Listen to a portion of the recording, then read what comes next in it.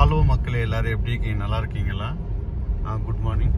இன்றைக்கி என்ன வீடியோ அப்படின்னு சொன்னால், இங்கேருந்து வந்துட்டு ஜெர்மனிலேருந்து ஃப்ராங்க்ஃபர்ட் போயிட்டு, ஃப்ராங்க்ஃபர்ட்லேருந்து துபாய் போயிட்டு, துபாயிலேருந்து இந்தியா போகிறேன். துபாயில் ஒரு நாள் ஒரு நைட்டு, அதுக்கப்புறம் இந்தியா. இப்போ நான் எப்படி போகிறேன் அப்படின்னு சொன்னால், அன்னைக்கு நான் காமிச்சது என்ன அப்படின்னா, ட்ரெயினில் வந்து நான் ஏர்போர்ட் போனேன் என்னுடைய சிட்டிலேருந்து. இன்றைக்கி என்ன அப்படின்னு சொன்னால், காரில் போகிறேன். ஏன் அப்படின்னா 9 மணிக்கு எனக்கு வந்து ஃப்ளைட்டு டேக் ஆஃப் பண்ணுறாங்க. அதனால் ட்ரெயின் பிடிச்சி போகிறது ரொம்ப கஷ்டம். அதனால் என்னுடைய கார்லேயே போகிறேன், என்னுடைய டாக்ஸிலேயே போகிறேன். என்னுடைய டிரைவர் வந்து கொண்டு போய் ஏர்போர்ட்டில் விடுவான்.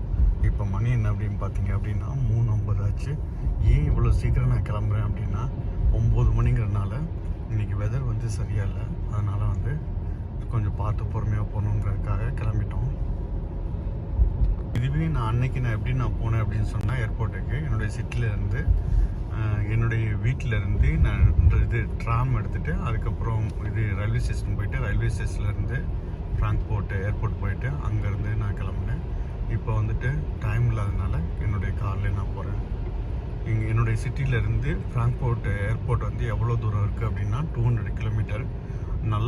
நல்ல இது வெதர் இருந்துச்சு அப்படின்னு சொன்னால் 1.5 ஹவரில் போயிடலாம்.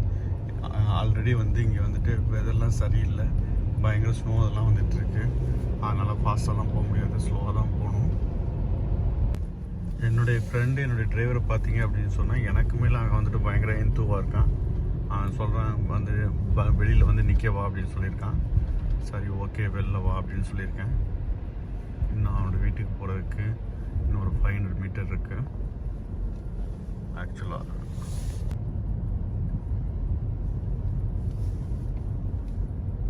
ஸோ தலைவர் வந்து வெளில நிற்க போகிறாரு. பார்க்கலாம் எப்படி வந்துட்டானா வரலையா அப்படின்னு.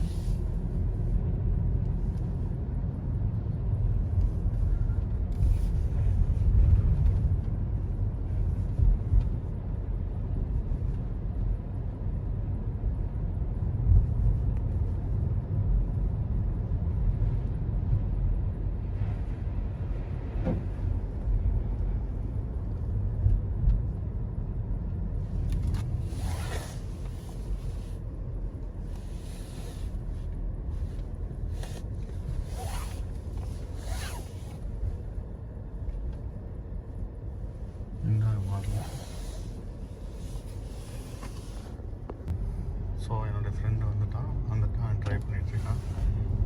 4 மணி 3 ஆயிடுச்சு. எக்கான் சாமா ஹலோ ஹலோ. நான் ட்ரைவ் பண்ணல, ஏன்னா நான் நைட்டு ஃபுல்லாக தூங்கலை. அதனால் என் ஃப்ரெண்டு தான் இப்போ ட்ரைவ் பண்ணிகிட்ருக்கான். வழக்கம் போல் காஃபி எடுத்தாச்சு. காஃபியை வாங்கிட்டு இப்போ டேங்க்ஸில் எல்லாம் வாங்கிட்டு இப்போ கிளம்பிட்டோம் ஃப்ராங்க்ஃபர்ட் ஏர்போர்ட்டு.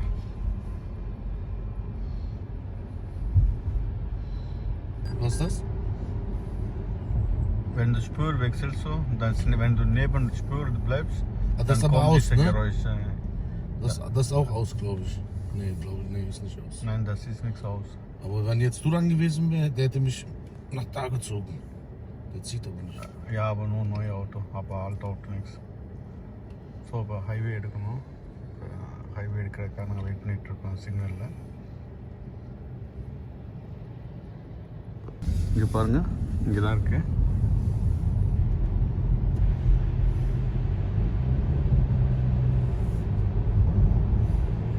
இந்த ஹைவே சிம்பிளை பார்த்தா நீங்கள் வந்துட்டு ஆக்சிலேட் பண்ணணும் ஹைவேல. ஏன்னா நீங்கள் ஹைவேல போய் ஜாயின் பண்ணுறதுக்கு ஆக்சிலேட் பண்ணி கொடுத்து ஃபாஸ்ட்டாக போய் தான் வந்துட்டு ஹைவேல போய் ஜாயின் பண்ணுவோம். கர்வில் பண்ண முடியாது. இங்கே நான் காட்டுறேன் பாருங்கள்.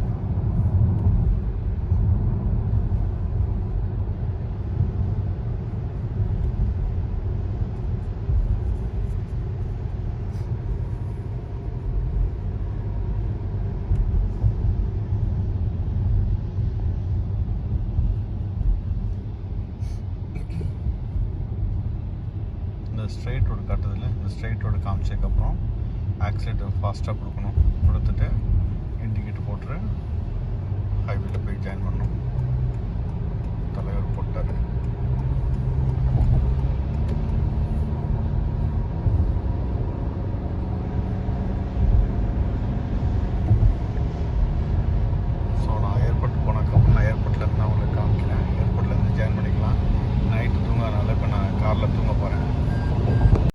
ஹைவேல போயிட்டுருக்கும் போது ஆக்சிடெண்ட் நடந்துச்சு. அதை உங்களுக்கு காட்டுறேன். இந்த மாதிரி ஆக்சிடெண்ட் எதனால் நடக்குது அப்படின்னு சொன்னால், ரோடு வந்து ஸ்லிப்பரியாக இருக்குது. கிளாஸ் மாதிரி இருக்கும். கிளாஸ் மாதிரி இருக்கும்போது ஓட்ட முடியாது. அதனால தான் நான் எப்போதுமே வந்துட்டு மழை பெஞ்சாலும் சரி, ஸ்னோவாக இருந்தாலும் சரி, ரோடு வந்துட்டு வெட்டாக இருந்துச்சுன்னா நான் ஃபாஸ்ட்டாக போக மாட்டேன். சன்னியாக இருந்தால் மட்டும்தான் பயங்கர ஃபாஸ்ட்டாக போவேன். வெட்டாக இருந்தால் நான் ரிஸ்க் எடுக்கவே மாட்டேன். பயங்கரமான ஆக்சிடெண்ட்டு. அதனால தான் போலீஸ் இதெல்லாம் வந்துட்டு அங்கே ஆக்சிடெண்ட் இடத்துல வந்துட்டு எல்லாம் அங்கே சரி பண்ணிகிட்ருக்காங்க. மேக்ஸிமம் ஆக்சிடெண்ட் நடக்கிறது வந்துட்டு நம்ம ஊர் மாதிரி லாரி தான். நம்ம ஊர்லலாம் பார்த்து என்ன சொல்லுவாங்க, அவங்களுக்கு என்னப்பா அவங்க ஃபாரினில் இருக்காங்க அந்த மாதிரி சொல்லுவாங்க. ஆனால் இங்கே வந்து அந்த விஜய் சேதுபதி அந்த இதில் வந்துட்டு சொல்லுவாங்கள்ல, என்ன படத்தில் அது மாஸ்டரில் அந்த ஜோக்கு தான் இப்போ எனக்கு ஞாபகத்துக்கு வருது. ஸோ சின்னதாக ஒரு பிரேக்கு, ஒரு காஃபியும் ஒரு டீ பிரேக் மாதிரி, சிகரெட்டை பிரேக்கு.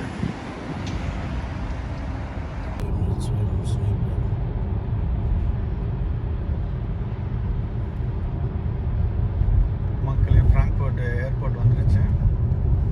எத்தனை மணிக்கு வந்து சேர்ந்தோம்? 6:17 வந்து சேர்ந்தோம். அங்கேருந்து ஒரு 4:05 4:10 கிட்டே கிளம்பணும். 2 மணி நேரத்தில் வந்து சேர்ந்துட்டோம். 2-2.25 மணி நேரத்தில் வந்து சேர்ந்துட்டோம். இந்த வெதரில் வந்துட்டு இவ்வளோ டயத்தில் வந்தது நல்ல டைம் தான். ரோடெலாம் சரியில்லாமல் இருந்து 2 hours 2:15 minutes சூப்பர் டைம்.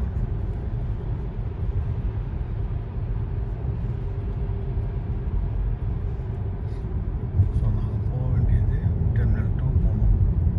இந்த இதில் தான் ட்ராக்கில் தான் இருந்து அப்படியே ஸ்ட்ரைட்டாக போகணும். பாருங்கள், ஃப்ராங்க்ஃபர்ட் ஏர்போர்ட். இதுவே அன்னைக்கு எவ்வளோ நேரம் வந்தேன்? 4 hours 3 hours ட்ரெயினில் வந்தேன். பஸ்ஸு மாறி இன்னொரு ட்ரெயின் மாறி ஃப்ராங்க்ஃபர்ட் ரயில்வே ஸ்டேஷன் வந்து, அதுக்கப்புறம் ஃப்ராங்க்ஃபர்ட் ஏர்போர்ட்டுக்கு போகிறதுக்கு ட்ரெயின் எடுத்து, அதுக்கப்புறம் பஸ் எடுத்து, அதுக்கப்புறம் டெர்மினல் 2 வந்தேன். காரில் பாருங்கள், என்னோடய காரில் வந்தப்போ, என்னுடைய ஃப்ரெண்டோட வந்தப்போ 2 hours 15 minutes வந்து சேர்ந்தாச்சு. இதுதான் காரில் வரைக்கும் நமக்கு ட்ரெயினில் வர்றதுக்கு உள்ள டிஃப்ரென்ஸு.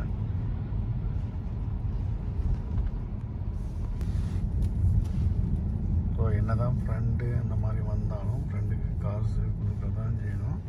எப்படின்னா என்கிட்ட வேலை செய்கிறவன் அப்படின்னு சொல்லிட்டு இந்த ட்ரைவுக்கு வந்து எவ்வளோ பேசி நான் வந்தேன் அப்படின்னா 300 euro.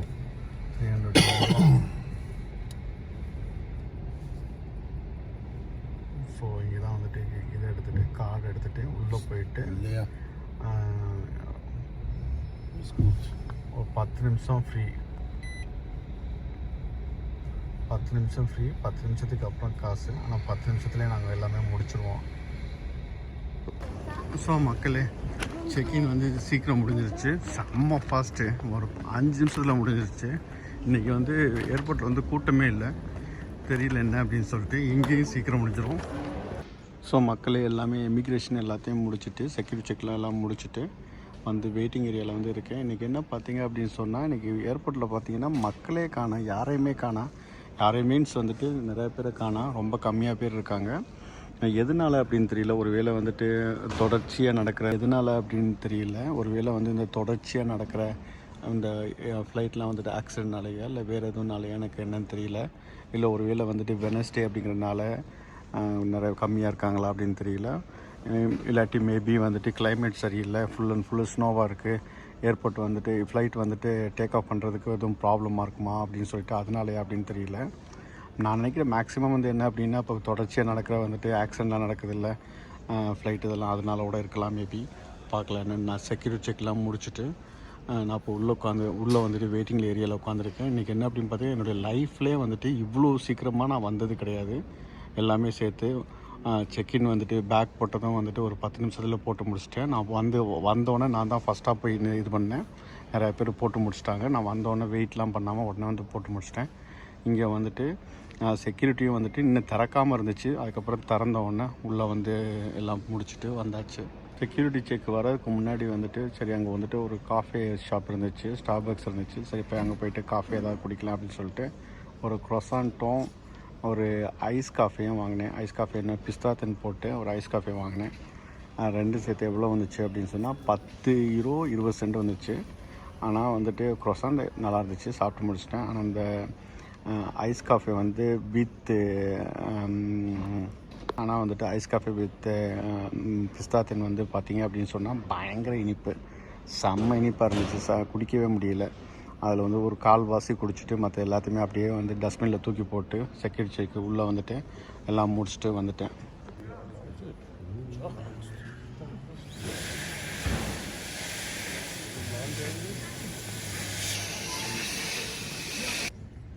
ஸோ இந்த ஃப்ளைட்டில் தான் இப்போ நாங்கள் போகிறோம். எல்லாம் ரெடி பண்ணிகிட்ருக்காங்க. ஸோ லைட்டாக அப்படியே வந்து ஃப்ராங்க்ஃபர்ட் ஏர்போர்ட் அப்படியே காட்டுறேன் பாருங்கள். இதுதான் ஏர்போர்ட்னு கிடையாது, ஜஸ்ட் இங்கே உள்ளது மட்டும்தான். இதான் எமிரேட்ஸ். முன்னாடியே சொன்ன மாதிரி இன்றைக்கி வந்துட்டு பயங்கர கூட்டமெல்லாம் கிடையாது, ரொம்ப கம்மியாக தான் இருக்காங்க. க்ரூஸ்லாம் வந்து எல்லாம் வந்து ரெடி ஆகிட்டு வந்து உட்காந்துருக்காங்க பாருங்கள்.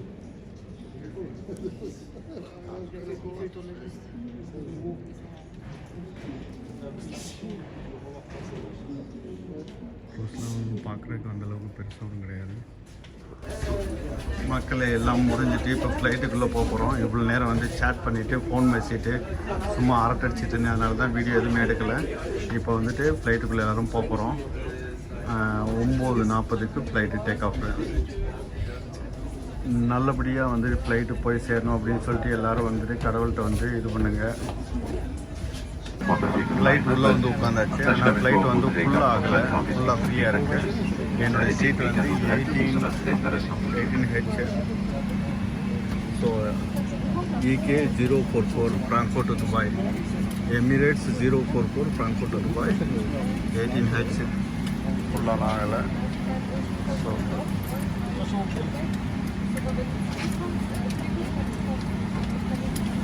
ஸோ எல்லோரும் சேர்ந்து நல்லபடியாக போய் சேரணும் அப்படின்னு சொல்லிட்டு எல்லோரும் வந்து இது பண்ணுங்க.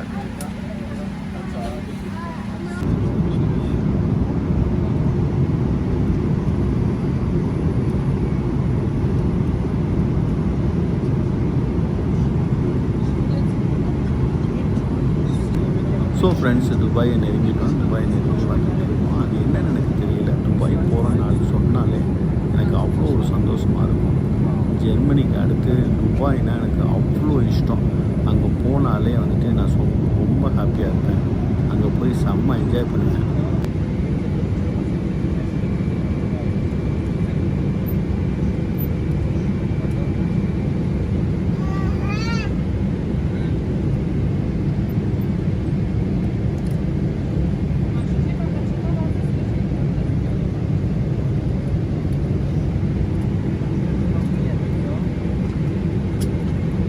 மக்களை நல்லபடியாக துபாய் வந்து இறங்கியாச்சு. ஸ்மார்ட் கேட் வழியாக வந்துட்டு இமிக்ரேஷன் முடிச்சுட்டு எல்லாம் வேலைலாம் முடிச்சுட்டு வந்தாச்சு. இப்போ லக்கேஜ் கிளைம் பண்ணுறதுக்கு வந்தாச்சு. லக்கேஜுக்காக வெயிட் பண்ணிகிட்ருக்கேன். பாருங்கள் துபாய் ஏர்போர்ட் பாருங்கள் எப்படி இருக்குன்னு அப்படின்னு சொல்லிட்டு. நல்லா பெருசாக இருக்கா துபாய் ஏர்போர்ட்டு.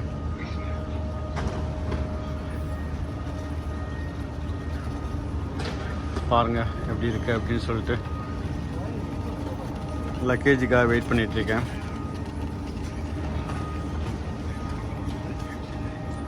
ஃப்ளைட்டில் சரியான டயர்டு, நல்லா தூங்கிட்டேன்.